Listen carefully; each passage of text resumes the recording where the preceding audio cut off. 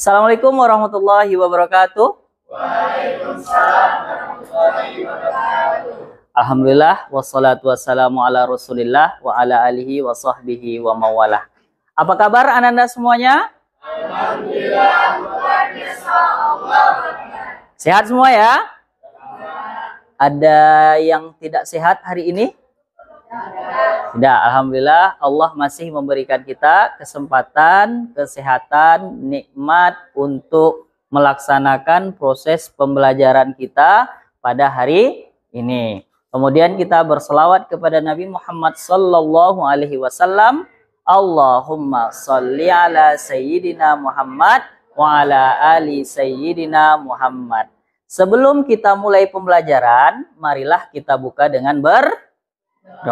Silahkan Ketua Kelas Haris pimpin doa kita untuk pagi ini. Silahkan Haris.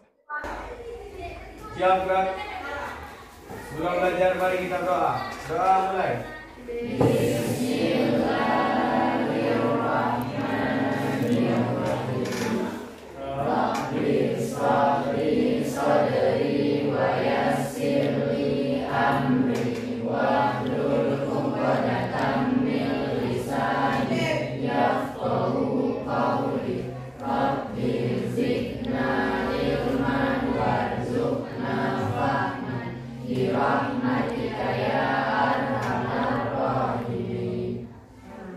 Ucap salam.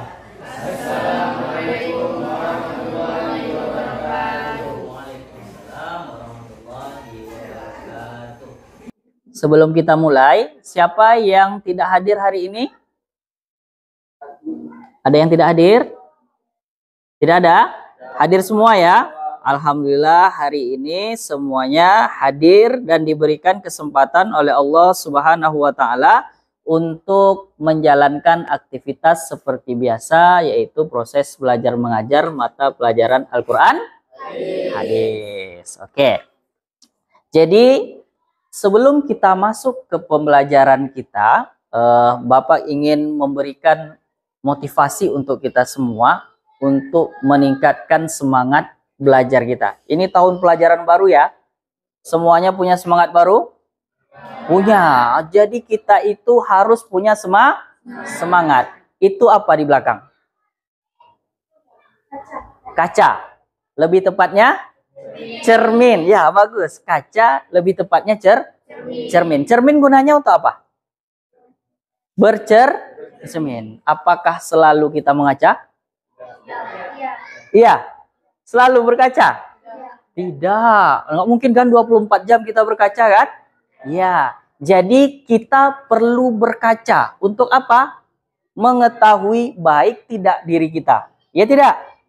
Ya, makanya kita perlu mengaca. Tetapi tidak boleh sering-sering. Asal sebentar mengaca. Sebentar mengaca. Sama dengan spion. Spion gunanya untuk apa? Melihat ke belakang. Coba Ferdi, kalau seandainya Ferdi bawa sepeda motor melihat spion terus bagaimana? Kira-kira bagaimana?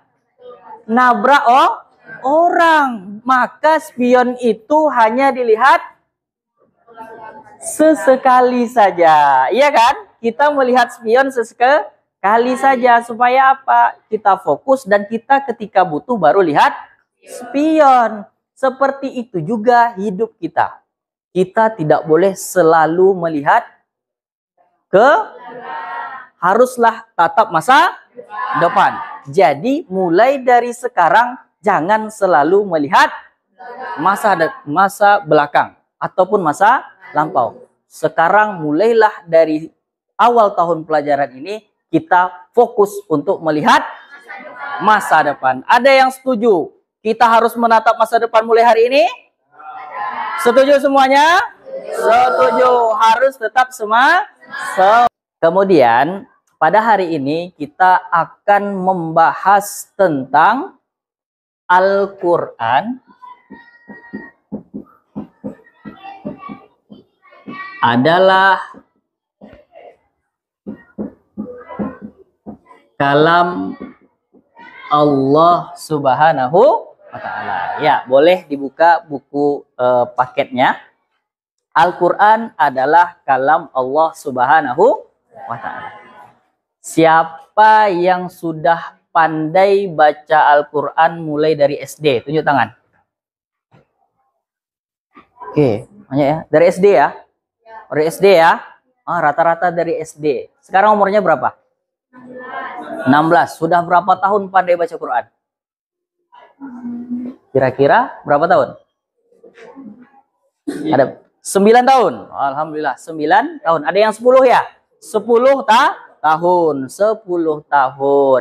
10 tahun kita sudah membaca Al-Quran. Ada yang tahu ataupun kenal dengan Al-Quran ataupun tahu apa itu Quran? Oke, silakan Zikri. Adalah kitab Allah yang turunkan kepada baginda Muhammad SAW. Al-Quran adalah kitab Allah yang diturunkan kepada baginda Nabi Muhammad SAW. Ya, bagus, sangat bagus. Ada yang berpendapat lain? Oke, silakan Dina. Al-Quran adalah kalam Allah yang diturunkan kepada Nabi Muhammad melalui malaikat Jibril. Iya, sangat bagus sekali. Kita close dulu untuk teman-teman kita. Jadi jawabannya sudah tepat ya, sudah sangat tepat. Tetapi nanti kita ingin menggali lebih jauh tentang pengertian dari Al-Quran. Imam Lihyani ini berpendapat bahwasanya Al-Quran itu berasal dari kata qoro'a, yaqra'u, ya ada yang sudah tahu ya? Yaqra'u Qur'anan. Qoro'a yaqra'u Qur'anan. Apa arti Quran? Membaca. Ya, yaqra'u artinya membaca, sedangkan Quran artinya bacaan. Kita masuk kepada definisi Al-Quran secara istilah.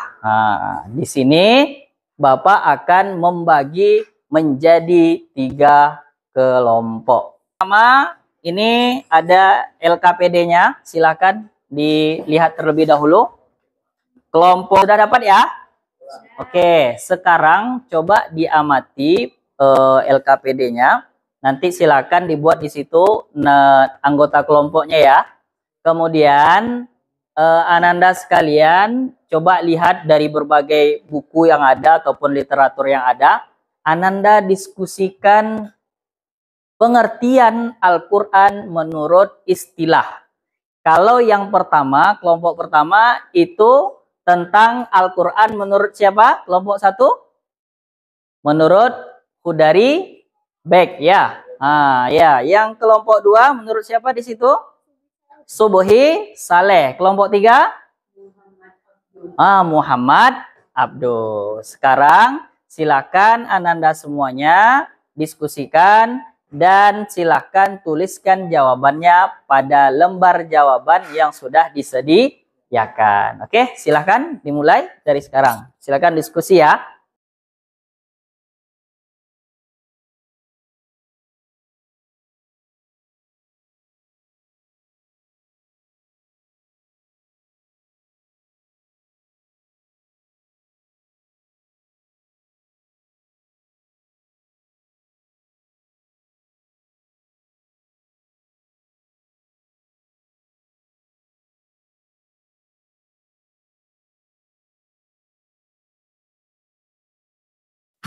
Bagaimana? Sudah selesai diskusi kita?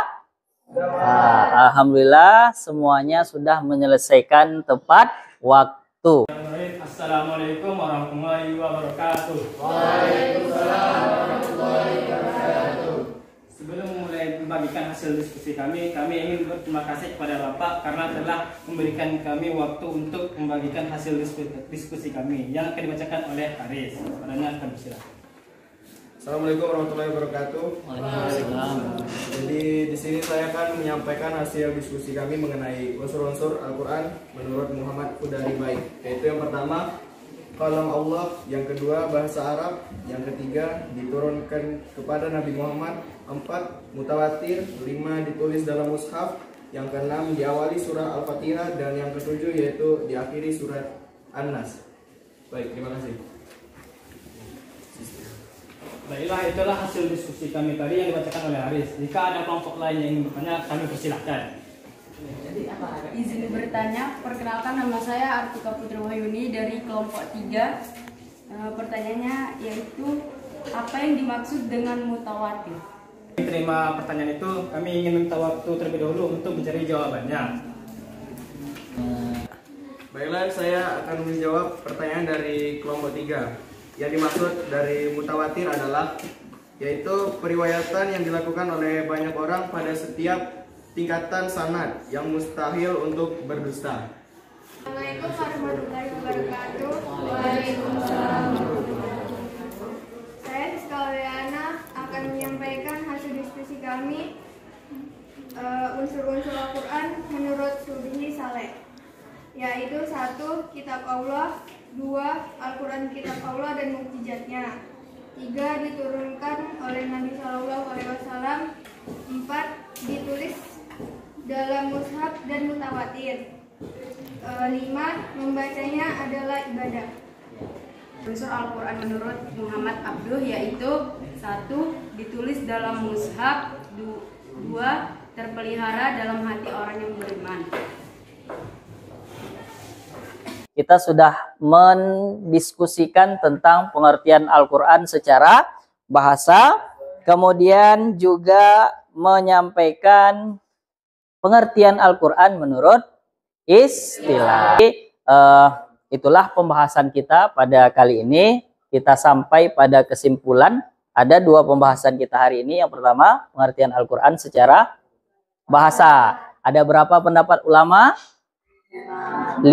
Yang pertama mengatakan Al-Quran berasal dari Quran. Yang ro'u Qur'anan. Yang artinya? Yang pendapat kedua Imam Al-Asy'ari mengatakan Corona. Artinya?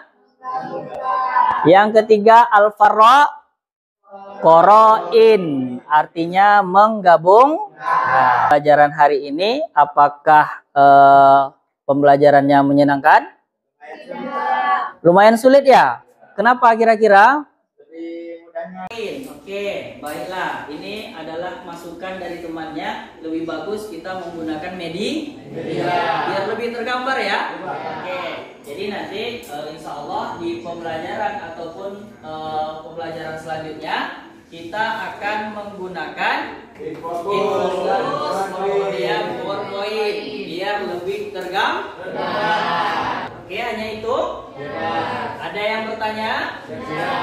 Ya, alhamdulillah. Pada pertemuan selanjutnya kita akan membahas nama-nama Al-Quran. Jadi nanti di rumah silakan Ananda baca sebelum kita memulai proses pembelajaran. Siap untuk membaca? Masih tetap semangat? Semangat. Mudah. Itu saja pertemuan kita pada kesempatan hari ini. Kita tutup dengan doa kafaratul majelis. Subhanakallahumma wa bihamdika asyhadu an la ilaha illa anta astaghfiruka wa atubu ilaik. Terima kasih atas perhatiannya. Mudah-mudahan ilmu ini bermanfaat. Wabillahi taufik wal hidayah. Assalamualaikum warahmatullahi wabarakatuh. Waalaikumsalam warahmatullahi wabarakatuh. Ya, alhamdulillah.